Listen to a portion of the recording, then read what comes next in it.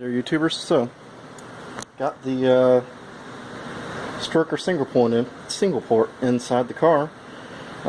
Notice one thing: the pushrod tubes are guaranteed to leak. The one seal, the way they have those O-rings at the top.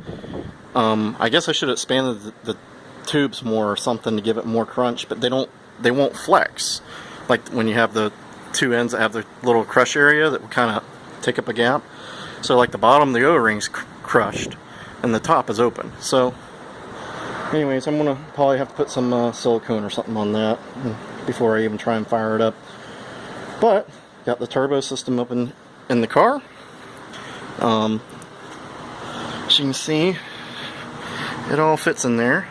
It rubs a little right there, but I don't care. It is what it is. This car's been. This thing had an apron put on it at some point, and they didn't do the greatest job in the world, because I've always had a lot of problem with this tin, and that tin and this exhaust never had any problem on my 68, which never had been hit in the rear. So when I see that, I know that's the car itself, not really the kit. And let's see, I had to modify my engine tins for the manifolds because they weren't sealing.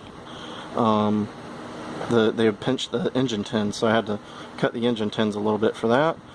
Got the wastegate actuator mounted, got the header all mounted, got the carburetor mounted. There was originally a support bracket Eric made that went, I can't remember if it was this one or the one on the back, but from here down to this little tin right here, and I'm going to duplicate that eventually, but you know, to keep some of the weight of the carburetor off the rubber coupler.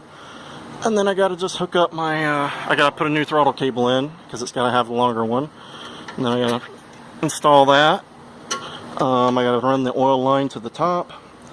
I gotta get a hose clamp for the drain. I gotta put an electric fuel pump on it, because we're not using the standard fuel pump anymore.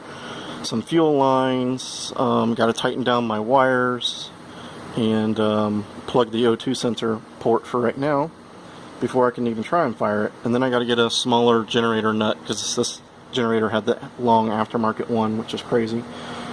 But that's it. It's in there. It was just as much struggle as the stalker to get in there, because like I say, this engine compartment's been tweaked to a certain way. It always rubs. But it went right in there actually, which is pretty nice.